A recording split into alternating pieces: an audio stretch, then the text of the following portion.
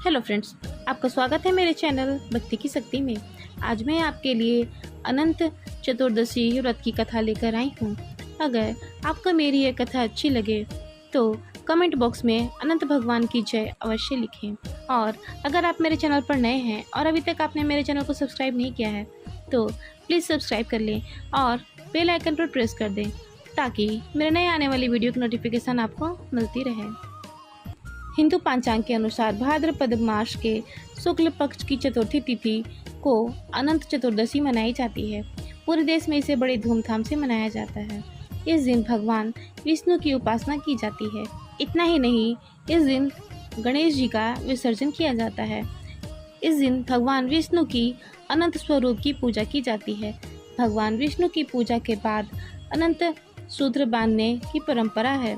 इस सूत्र में 14 गांठ होती हैं। ये रेशम या फिर सूत का होता है। इस अनंत सूत्र को महिलाएं अपनी बाईं और पुरुष अपनी दाईं हाथ पर बांधते हैं। ऐसा माना जाता है कि अनंत सूत्र बांधने से सभी दुख और परेशानियां दूर हो जाती हैं। इस व्रत का जिक्र पुराणों में भी मिलता है। जब पांडव जुए में अपना सारा राजपाट हारकर वन में कष्ट भोग रहे थे, तब भगवान श्री कृष्ण ने अनंत चतुर्दशी व्रत करने की सलाह पांडवों को दी थी। भगवान कृष्ण युधिष्ठिर से बोले कि अगर वे विधि पूर्वक अनंत भगवान का व्रत करेंगे तो इससे उनके सारे संकट दूर हो जाएंगे और खोया हुआ राजपाट फिर से प्राप्त हो जाएगा। भगवान श्री कृष्ण इस व्रत की महानता को समझाने के लिए एक कथा सुनाए थे। कथा इस प्रकार से है। प्राचीन काल में सुमंत नाम के एक ब्राह्मण थे। उनकी पत्नी का नाम दीक्षा था। दोनों की परम सुंदरी धर्मपरायण कन्या थी जिसका नाम सुशीला था। सुशीला बड़ी हुई तो उसकी माता दीक्षा की मृत्यु हो गई। पत्नी की मृत्यु के उपरांत सुमंत ने कर्कशा नामक एक स्त्री से दूसरा विवाह कर लिया। कर्कशा अपने नाम की ही तरह बहुत ही कुटिल थी। पुत्री के विवाह योग्य होने पर ब्राह्मण सुमंत ने अपनी पुत्री का विवाह कौंडिन्य नाम के एक ऋषि से करवा दी। विदाई के समय कर्कशा ने दामाद को कुछ ईंटें और पत्थरों को बांधकर एक पोटली दे दी। कौंडिन्य ऋषि अपनी पत्नी को लेकर अपने आश्रम के लिए निकल गए। रास्ते में शाम हुई और ऋषि नदी के किनारे संध्या वंदन करने लगे। इसी दौरान सुशीला ने देखा कि बहुत सारी महिलाएं किसी देवता की पूजा कर रही थीं। सुशीला ने उन महिलाओं से पूछा कि वे किस भगवान की पूजा कर रही हैं। तब उन औरतों ने भगवान अनंत की पूजा करने और इस दिन उनका व्रत रखने के महत्व के बारे में बताया। व्रत के महत्व को सुनने के बाद सुशीला ने भी वहीं उस व्रत का अनुष्ठान किया और 14 गांठों वाला डोरा हाथ में बांधकर ऋषि कौंडिन्य के पास आ गई। ऋषि कौंडिन्य ने सुशीला से डोरे के बारे में पूछा। तब सुशीला ने ऋषि कौंडिन्य को डोरे के बारे में बताया। ऋषि कौंडिन्य ने डोरे की बात मानने से मना कर दिया और पवित्र डोरे को निकालकर अग्नि में डाल दिया। इससे अनंत भगवान रुष्ट हो गए और उनकी सारी संपत्ति नष्ट हो गई और वे बहुत दुखी रहने लगे। एक दिन ऋषि कौंडिन्य ने अपनी पत्नी से इस दरिद्रता का कारण पूछा तो सुशीला ने अनंत भगवान का डोरा जलाने की बात बोली। पश्चाताप करते हुए ऋषि कौंडिन्य वन में चले गए। वन में कई दिनों तक भटकते भटकते निराश होकर भूमि पर गिर पड़े। तब अनंत भगवान प्रकट हुए और बोले, हे कौंडिन्य, तुमने मेरा तिरस्कार किया था, उसी के कारण तुम्हें इतना कष्ट भोगना पड़ा। तुम दुखी हो, अब तुम्हें पश्चाताप हो रहा है। मैं तुमसे प्रसन्न हूँ। अब तुम घर जाकर अनंत भगवान का व्रत करो। 14 वर्ष तक व्रत करने से तुम्हारे दुख दूर हो जाएंगे। तुम धन धान्य से संपन्न हो जाओगे। कौंडिन्य ने वैसा ही किया और उन्हें अनंत भगवान की कृपा से सारे कलेशों से मुक्ति मिल गई। भगवान श्री कृष्ण की आज्ञा से युधिष्ठिर ने भी अनंत भगवान का व्रत किया, जिसके प्रभाव से पांडव युद्ध में जीत गए तथा चिरकाल तक राज करते रहे। इसी तरह राजा हरिश्चंद्र ने भी अनंत चतुर्दशी का व्रत किया था। राजा हरिश्चंद्र ने इस व्रत को पूरा कर अपने दुखों से मुक्ति पाई थी। इस व्रत की बहुत महिमा बताई गई है। अनंत चतुर्दशी की पूजा विधि।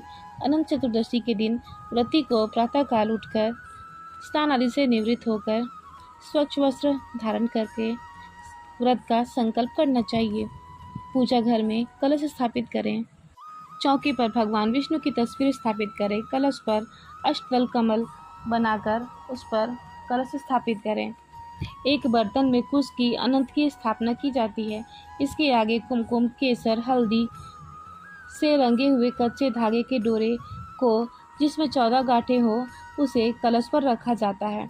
कुश के अनंत की वंदना करके उसमें भगवान विष्णु का आवाहन करके गंध, अक्षत, पुष्प, धूप, दीप, नैवेद्य आदि से पूजा करें तथा ओम अनंताय नमः का जाप करें।